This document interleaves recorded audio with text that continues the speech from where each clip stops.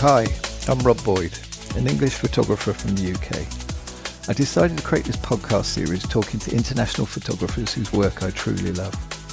I realised I knew nothing about these amazing people apart from their names and their stunning work. So I created a set of hopefully entertaining questions that finds out who they are and what they love. Hi Alina, thanks for joining me. Thanks for having me. It's a pleasure to being on your podcast.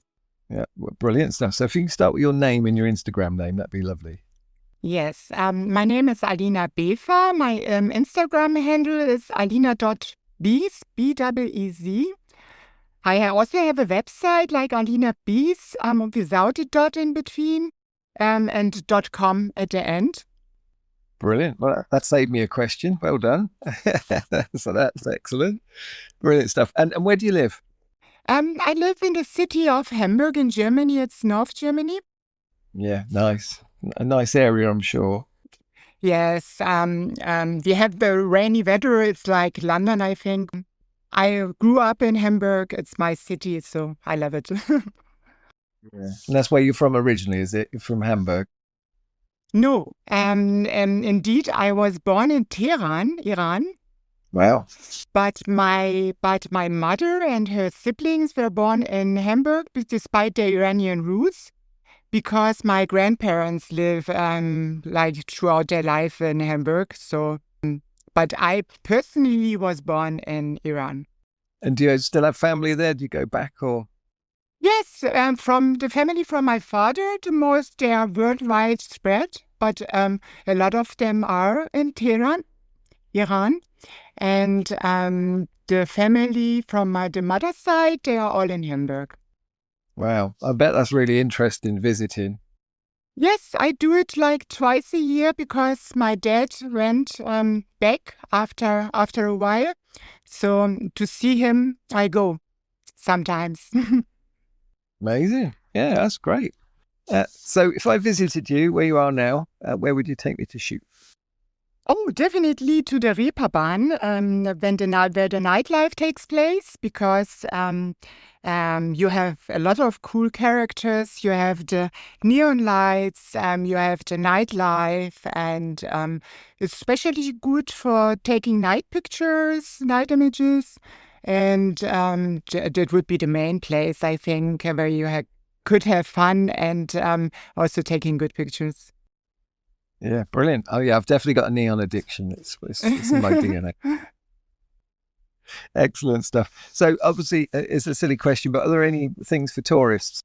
Yeah, usually everything around the harbor is a good idea for a touristic visit to Hamburg. If you get out at the subway station Baumwall, for example, you have the waterfront promenade. Then you have the Speicherstadt. There are historic buildings in a red silhouette, and you have the Elbphilharmonie. This is a big concert hall where you have a rooftop with a beautiful view over the harbor. That's mainly for the tourists, I think, a good spot to go to. Yeah, excellent. I can visualize it now, especially with that rooftop. That sounds cool. Yes, it's beautiful. Amazing. Brilliant. So what's your favorite destination? Where do you love the most in the world? Difficult question, because I loved every place I traveled to. I have to be honest. In my opinion, every city is beautiful for its own character. I went meanwhile to Neapel, Tokyo, Hong Kong, London, Edinburgh. I was to Porto, Paris, Florence, and I loved each city on its own way. So I don't want to pick one out, because I think really every city is beautiful with a unique characteristic. Yeah, I mean that's what I love about traveling. That you get to a place. There's not many places you think, oh, I didn't really like that. Every nation has got something positive. Yes, that's completely my opinion, and therefore, if I take one city out, I think the other city deserves as much reputation, so I don't pick one out. No, I totally get that. That's amazing. So, where would you like to most visit in the world? What's on your bucket list?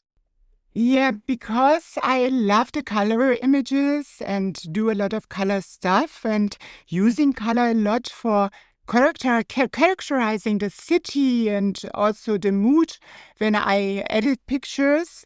I think Cuba would be a city that would be in my heart because it's a very colorful city with old buildings, old cars, beautiful people.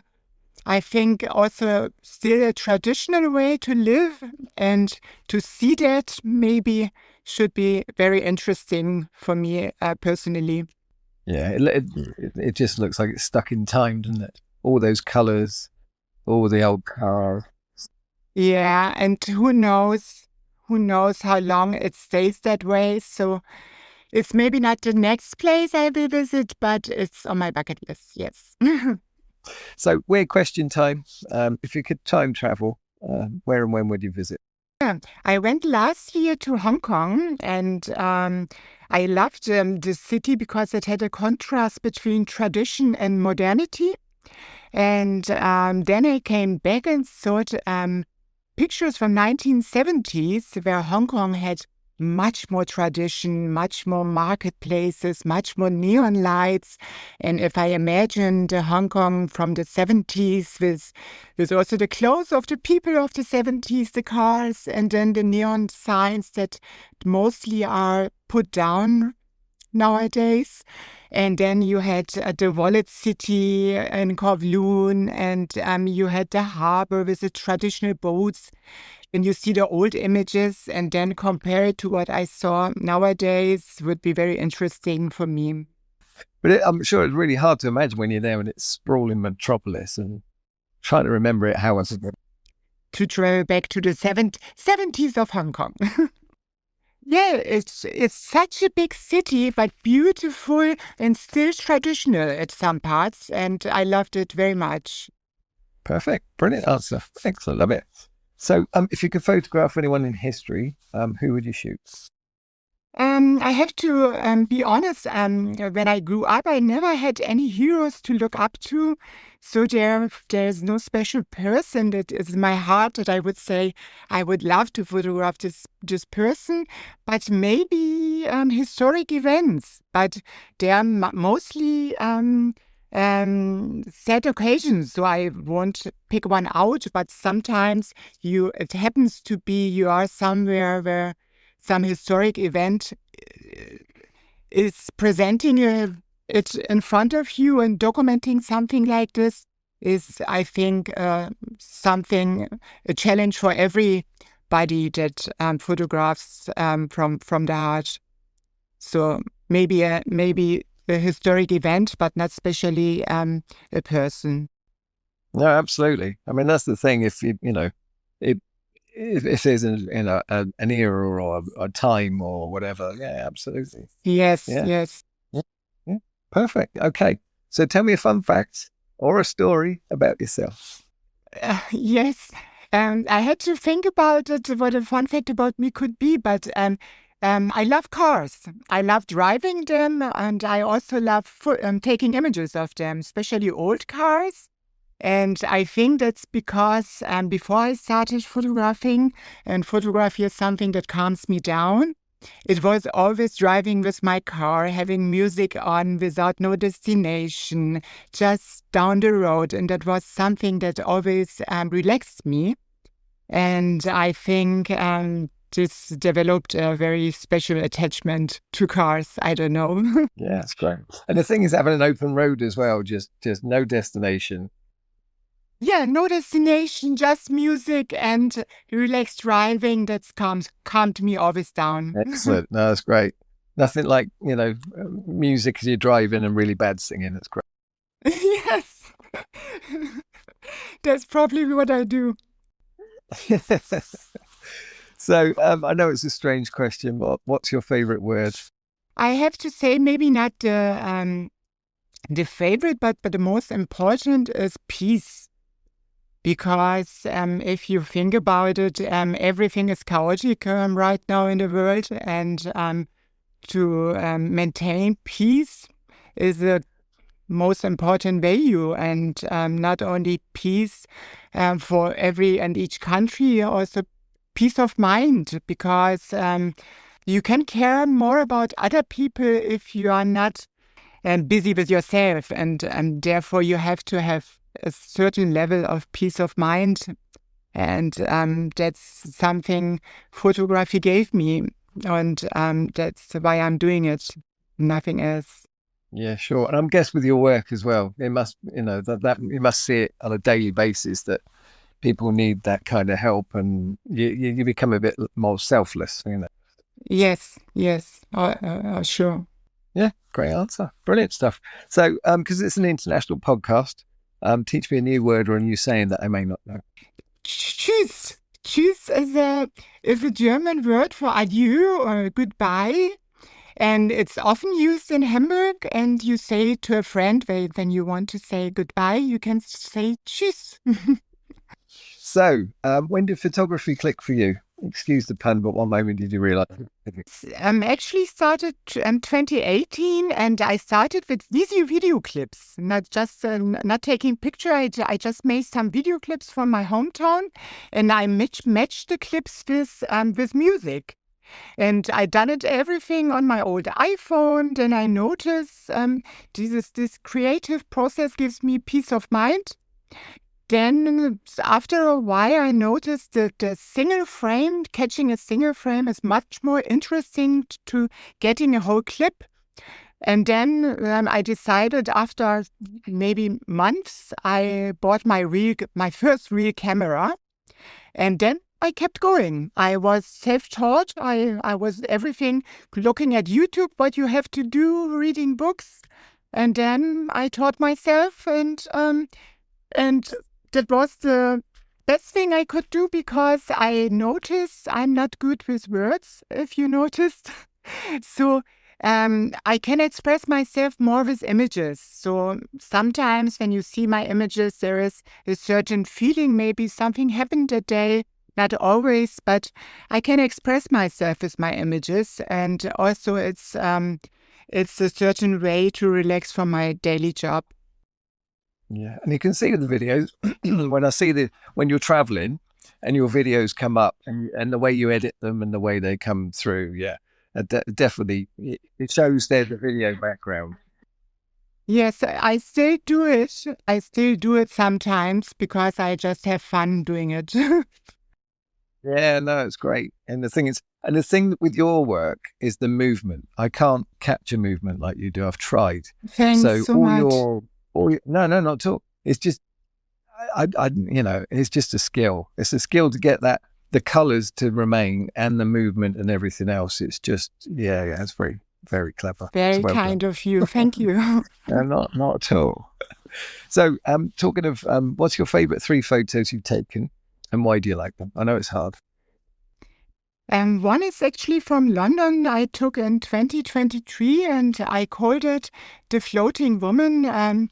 It was a rainy scene with a beautiful woman, beautifully dressed with a trench coat, and she was jumping over a puddle. And she had, the image, she has such a positive charisma.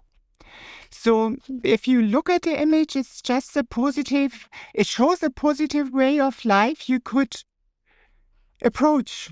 And that's, you have to see it to get what I mean, but...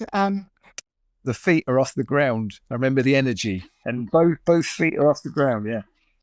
Yes. She doesn't have a contact with the ground. She is pretty big on the picture, beautifully dressed, and just the charisma of her. It's so positive in this rainy conditions, gray weather, and so it was special. This was just a special moment. And the second one, I would say, I took in Tokyo this year. I was calling it The Woman Who Was Dipped in a Pot of Paint. That was the approach with the movement, with the motion, and that was also a very personal image for me, because it conveys the feeling I had when I was in Tokyo, coming from Hamburg. with very cloudy weather, my daily life, that it's not very exciting. Then coming to Tokyo, seeing all the exciting things around me, it was like someone dipped me in a pot of paint. So this picture symbolized my feeling I had in this city. Excellent. And the thing is, it must be so overwhelming coming from places like London and Hamburg and, absolutely. Yes, it really was. And it was lovely. I was just enjoying it from hour to hour, from minute to minute. Excellent. Excellent. And then Yes. and the last one? The last one, I would say, I had a neon scene from Hong Kong. It was a famous crossing with still beautiful neon lights. I think this is the spot with the most neon lights you can find there. And the special thing was there was two persons, one woman, one man, coming from different directions in this rainy scene with a lot of mirroring on the ground and meeting like toward each other. And it was a very moody and special scenery and symbolized very much Hong Kong, I think. Just can't wait to see them up flashing across the screen. Yeah, excellent. So, what advice would you give a new photographer? I think my most important advice is don't listen to other people, because try it yourself. Maybe you can create something completely unique. If you are too much influenced by others, the chance to create something special and unique will always decrease in some way, I think. But nowadays, it is almost impossible not to be influenced by other images. But you can consciously keep it to a minimum. I love watching images of other people, but I try to not influence myself too much by it. So you can develop something out of yourself, maybe. And when I started, many people tried to give me advice, do this, do that. And I think maybe not giving an advice is the best advice, because then it comes from you. Yeah. And I think that's the way you find your style. That's the way you become you. Just doing everything all the time, repeating, find what you like. And perfect advice. Okay, so what have you got coming up? What's your goals and what you're doing next? I try not to plan as much in advance, because otherwise it becomes a stress factor for me. And that's exactly what I always wanted to avoid, and the reason why I started photography in the first way. I have been in a fortunate situation so far. The doors opened for me without me putting too much planning into it. I'm very thankful for it. For this year, I can say that I have one publication, two exhibitions still coming. The publication in one of the exhibitions is not officially yet, so I can't tell. But the second exhibition is Imagination Paris in November. So, well, thanks for being my guest.